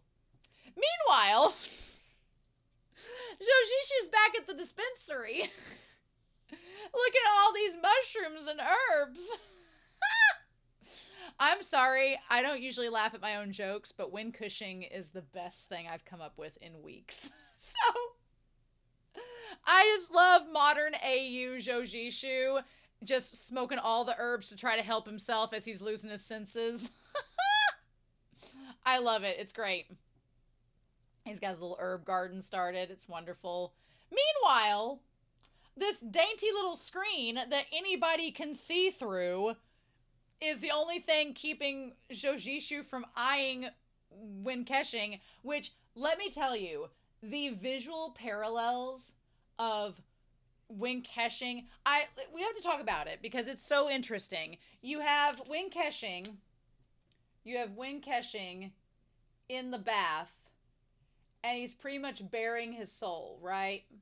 He's bearing his soul. The entire point of this scene, the last time we saw Wen Keshing giving us fan service was when he, had a big moment about himself kind of revealed. And so here, the problem is at Changling, he's like, I don't know what to do. He's like, I don't want Changling to hate me. I know Changling's going to hate me, but I don't know how to tell him. And so he kind of gets advice from Zhou Jishu in this moment. But I like that when Keshing, of all people, is telling Zhou Jishu to not get close to him. I was like, what? I was like, what in the Long Wanji are we doing? Because again, it's so fascinating to me because I've only read Modao Zushi and Heaven Official's Blessing and Scum Villain, which are all by MXTX. And in some respects, it's so fascinating because you had Wen Keshing go from being like the Hua Chong to the Lan Wangji in some scenes. And you had Zhou Jishu go from being the Lan Wangji to being the Wei Wuxian. And it's like, what? So it's kind of crazy. And here, Wen Keshing, who's been all flirty and like all like up, trying to like perform this flirtatiousness, is actually maybe a little bit shy. And him being like, I don't want you to get too near me in the bath, Zhou Jishu. And Zhou Jishu, meanwhile, is like ready to come in. And he's like, oh, okay, here's your clothes. There's just a screen that we can see through between us. I love it. I love it. And of course, Changling's talking about, like, let's go kill. I say we kill the beast. He's basically ready to go with Gaston to storm the palace. And meanwhile, Zhou Jishu's like, maybe not, Chip. Let's not go there yet. So He makes up a lie, tells Chengling to go grind the medicine into powder and head out. And then when Keshing's like, you suck as a liar. And he's like, what are we going to do? And I liked it when Keshing's like, I don't want to lie to him anymore. I love that. I like that when Keshing's like, I don't want to lie to him. But I also know that I am inadvertently responsible for his parents dying. And what do I do about that? So, I don't know. And the idea of the screen being used, and here's the thing. When Keshing tells Jojishu, he makes this a distinct barrier, right? So he makes this a barrier, but he gets the advice from Jojishu. He asks for his advice, but he doesn't want him to come through the barrier, and because he's bearing his soul over here, he's exposed and vulnerable, and he's not quite ready for Jojishu to be in that space, right? So Jojishu stays away. Meanwhile, we're got the Scorpion King. We got old Jair here. And then we have here Zhao Jing. And there's the barrier. And then Zhao Jing is over here doing his calligraphy. And here, Scorpion King kind of barges in, which we'll get to that. But the results are a bit different, right? But yeah, so when Keshing's like, just let me finish, don't come in the bath and all this, I was fully expecting Jojishu being like, do you need me to come in and join you and we can talk about it then? But the screen is there. And so he talks about, I'm glad when Keshing talks not only about how he's inadvertently responsible with the saying, but also he finally reveals, he's like, the reason why I feel so bad about this is not just the fact that I caused his parents to die inadvertently, but he's like, what happened to them is what happened to me. He's like, Changling and I are the same now. He's like, I've been basically a part of the cycle that I hated. And it's so crazy. Because he's like, here we had the Five Lakes. The Five Lakes Alliance caused this problem. The problem hurt Wing Keshing's family. And then what Wing Keshing did was be the chief of the Ghost Valley, who inadvertently, in trying to get back against the Five Lake Alliance, hurt Changling's family and left Changling. Now Changling's caught up in the cycle of revenge and violence that Wing Keshing didn't want to be a part of from the beginning and was mad about. So I could see why Wing Keshing feels awful. He's like, I've inadvertently gotten this sweet, innocent kid into a cycle of violence that I was in. And it's like, yeah, you have. And it sucks. And he sees himself in Changling. And he can't blame him. Yeah. He's like, after all these years of my thirst for revenge, I've done the same thing to Changling that was done to me. Even if you can forgive me, what about Changling? What I've done to him is no different than what was done to me. And so then Jojishu's like, okay, well, we're not going to debate that anymore. But then who took out the Mirror Lake sect? And basically when Keshing says what we've kind of suspected all along, he's like, I think somebody in the Ghost Valley is a traitor working with an alternate force, probably connected to Zhao Jing. We don't know. Somebody's stirring up chaos. And Jojishu's like, okay, then we're going to go investigate the truth and take revenge for the Zhang family together. And when that time comes, then you can tell Changling.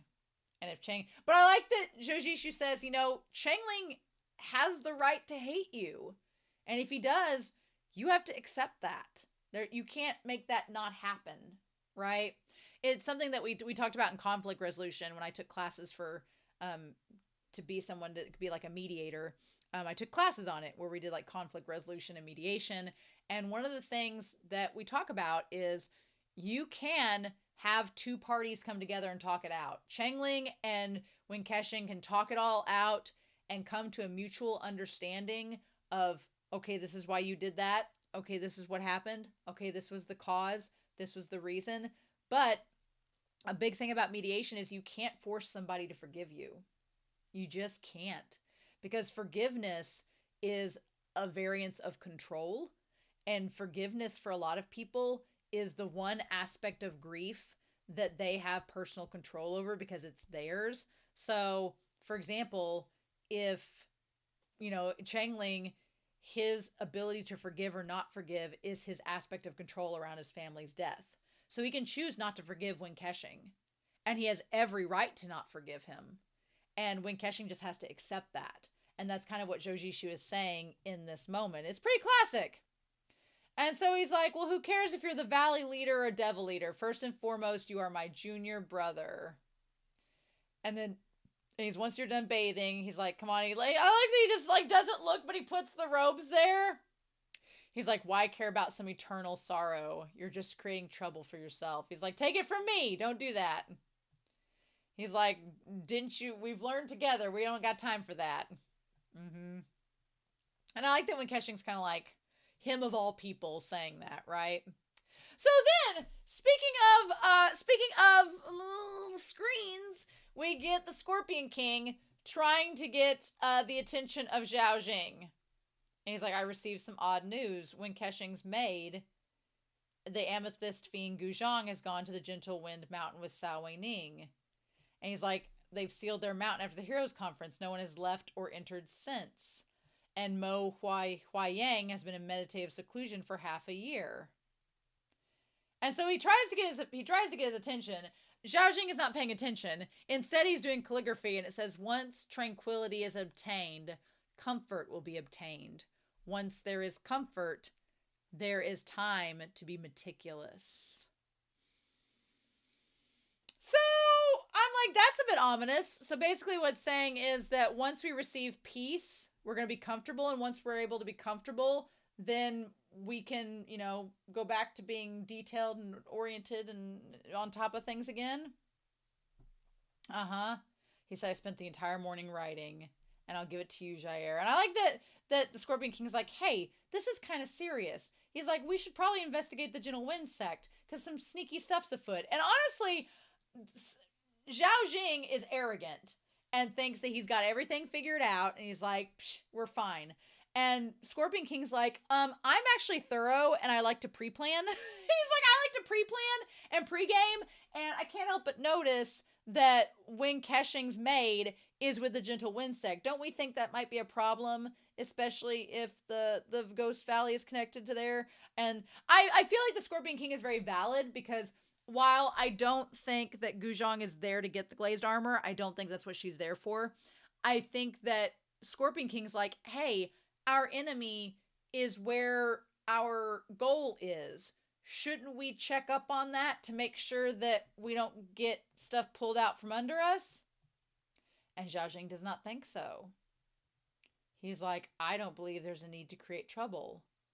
And he's like, well, the timing of this is weird. We should probably check things beforehand. And he's like, he sent his confidant to follow a disciple at the Gentle Wind sect. This is odd. And so then Zhao Jing reveals that he's known all along about the glazed armor pieces. That Gao Chong's 3 glazed armor pieces are with the Gentle Wind sect. He's like, I know that. He's like, I'm not dumb. And at that point, which the Scorpion King's like, oh. He's like, well, of course it is. He's like, they left without a word of the meeting started. They're his biggest friends. Everything the audience has figured out at this point. He's like, I knew all along. He's like, let's be real. There's been no news about the glazed armor. He's like, they sealed up the mountain upon return. He's like, what more could be so obvious? And so the Scorpion King could have just let that go. He could have just been like, okay. But he barged into that space, which Zhao Jing doesn't like. And instead of the Scorpion King just letting it go, he says, why didn't you tell me? And that's what starts it. He says, tomorrow morning, it's like, I could go wipe out the Gentle Wind Sword sect. And then Zhao Jing's like, look, I said not to worry about it. Were you not listening? Look at you, you're being a brat. Let's not be hasty. He's like, Mo Huaiyang is a skilled martial artist. He's like, he's been meditating in seclusion for 10 years. What if he shows up and he's like, damn Goku from Dragon Ball Z? You don't want that. He's like, if we're not sure, then he's like, if we're not certain, we would be alerting the enemy. Which, look, it's a fair point. It's a gamble. And the Scorpion King talks about gambling. But it is. Zhao Jing is erring on the side of caution and just kind of playing it off, being like, look, we don't want to razzle and dazzle the enemy, let's just wait and let them make the first move, and we'll react to that first move because we already are ahead of the game, know what chips they have on the table. It's not going to be hard for us to react. Whereas the Scorpion King is saying, but what if they're doing all these other things we don't know about and we think we know what's going on and we don't? And if we don't act preemptively, then it's going to bite us in the ass later. So they're coming at this from two totally different views, right? And the Scorpion King's, well, he's like, it's not like I'm fighting him one-on-one. You know, he can dodge a spear in plain sight, but how can he dodge a sneaky arrow? And Zhao Jing tries to act a little holier than thou at that line, but I'm like, Zhao Jing, you're about as sneaky and manipulative as it is, so you really shouldn't be calling his bluff on that. And he says, if that doesn't work, then I could bring some drug men and make the Gentle Wind sect a dead land. And I feel like I don't know why the Scorpion King said that. He said that with like the little eye roll, like, well, I could do this. And it almost felt like he was baiting Zhao Jing. But I don't know, because if Zhao Jing told him to get rid of all the drugmen, why would he have, and he's obedient to Zhao Jing, why would he have mentioned it unless he was testing him? And Zhao Jing doesn't like the drugmen, which I know why he doesn't like the drugmen, because the drugmen are something that he can't stop. Zhao Jing doesn't have a lot of cultivation skills. So Zhao Jing has to rely upon the prowess of other people. So the drugmen are something that, you know, Zhao Jing is so obsessed with control. The drugmen are like an antithesis of everything he represents. The drugmen are like a lack of control and would cause him to reveal like his dreams and everything, which is not something he wants to do at all. So of course he'd want them gone. And he says, Jair, I remember telling you that you need to destroy all the drugmen. Did you treat my words as if they were nothing? And that just like, I like the little blink that the Scorpion King does, like the blink meme where he's like, what? And he gets mad. He's like, the venomous scorpions assassinate others for survival. That's a huge taboo in the martial arts world. And he's like, you even use demon tricks to control people's minds and altered real humans into drugmen as weapons. The heaven will not tolerate it. You will be despised by, what does he say there? You'll be despised. He's like, yeah, he says they are made into weapons. You will be despised by humans and gods alike for your deeds. Which I'm like, you've tolerated him and been totally fine with this up until this point, so... And then the Scorpion King's like, but my tricks helped you defeat Gao Chong. You said it was fine that one time when it was beneficial to you, but now when it could possibly be used against you, you're suddenly against it. And he's like, Father, trust me, I will prove myself. And it goes too far for Zhao Jing. And Zhao Jing doesn't like that. It's not within a parameter he can control. And he's like, why do you still not understand? If outsiders knew that I, Zhao Jing, were related to those tricks at all, then my reputation would be destroyed and I would be targeted by the entire martial arts world. There is no hope for me as the supreme leader of the martial arts world, and everything I've worked so hard for these years will be completely ruined. Now, okay, Scorpion King, he's been basically saying this the entire time. So how did you not see this coming, sir? How did you not see this coming? It's basically what he's been saying. He's in it for himself. And the Scorpion King does like the biggest puppy dog eyes, and he's like, so you finally said it. And then I love that they're under a sign that says Beautiful Fortune Hall. It says, what's this about father and son being united in one heart? When I'm useful, I'm your beloved son. Uh-huh. But when I'm not useful, will you just kick me away? And he's like, well, if this is how you think, I have nothing to say. I'm like, oh, that's basically saying yes. That's basically saying yes. And then whenever he said, however, Scorpion, whenever he didn't say Jair anymore, I was like, oh, that's not good. That's not good. And he's like, I warn you, if your dirty matter causes my hard-earned effort all of these years. And he's like, what about it? Would you kill me? And then him grabbing him. Oh, it's so toxic. It's so toxic because it's just Zhao Jing trying to control him. And it's so toxic. I'm like, oh my God. And then he's like, fine. He's like, you saved my life. If you want it, then just take it back. And he just bares his neck. I was like, oh. And that smack where he calls him a traitorous son and smacks him. Yeah. I'm like, well, yes. The toxicity, the abuse, it all comes out. Mm-hmm. Very sugared words. He's like, look at what's hanging in front of your chest. The Scorpion King with the tears and the crying because he's finally like, the tragicomic ghost was right. He's a full-on asshole. And she was like, look, he gave you a memento to safeguard. He's like, you would say such words. He's like, your words make my heart chilled.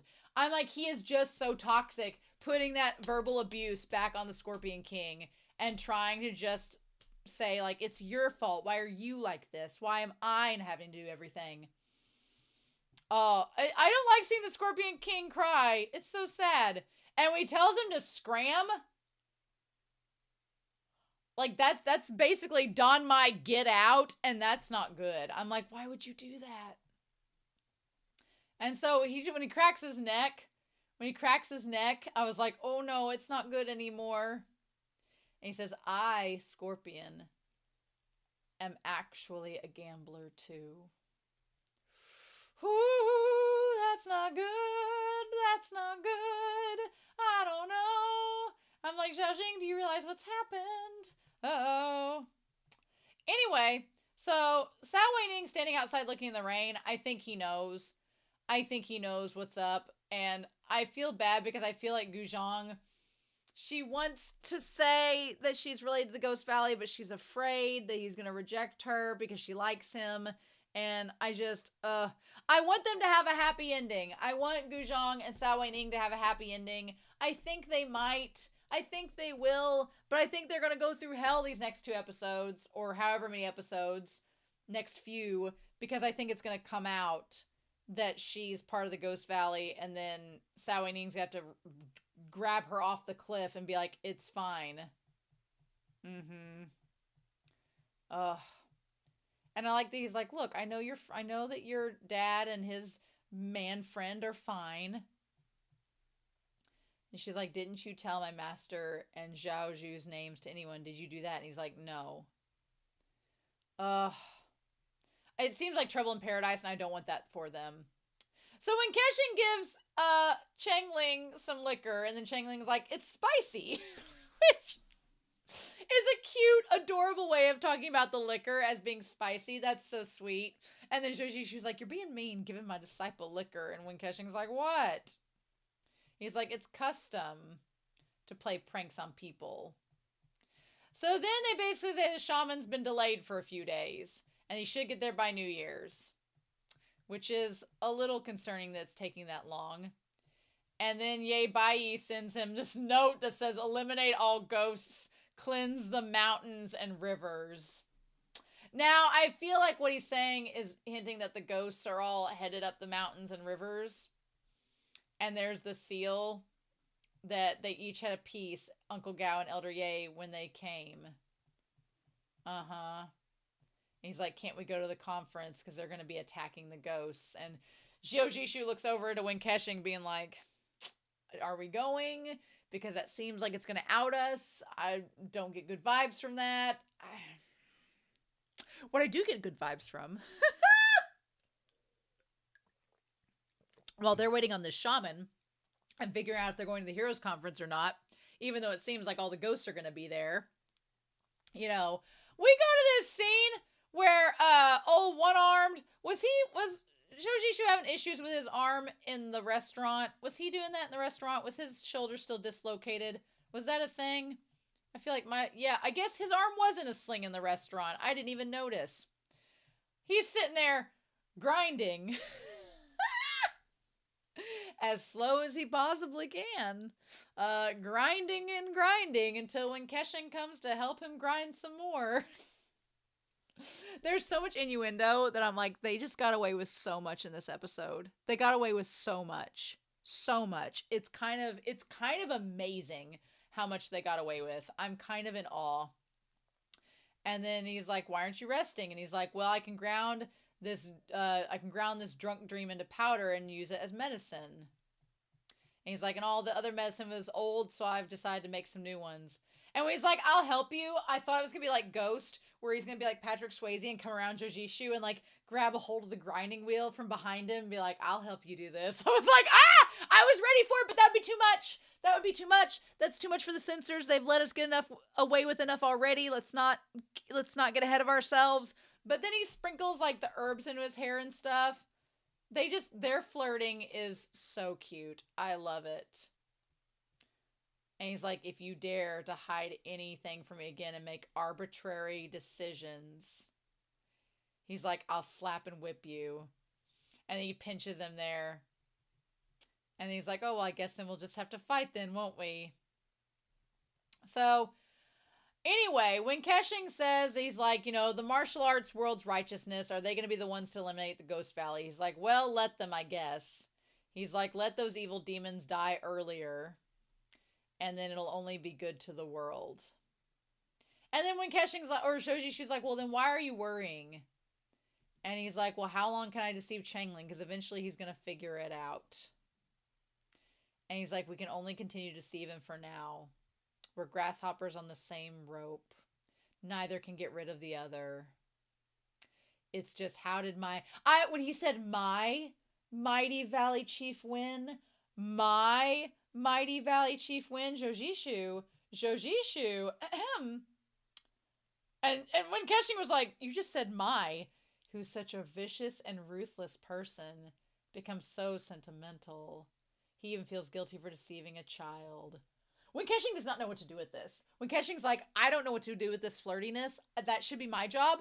Why are you getting to do it? And why are you so effective at it? And he's like, what do you say about lying to me? And he throws the herbs on him. And then he smells it. He's like, you've been grinding so well. Oh, of course Yoshishu's been grinding so well. He's been grinding all afternoon. Oh my God. As soon as I smelled it, I felt sleepy. I'm going to go sleep first. Oh my God. Oh, I love it. Bastards. And then he sees Changling practicing and realizes he's like, I'm going to have to tell him at some point.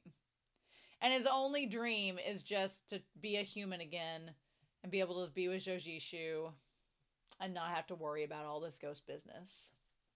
What can we do? What can we do? This was a great episode. I felt spoiled, like I didn't deserve this episode, which makes me very nervous for what's to come. Oh my God, y'all, this episode was absolutely amazing.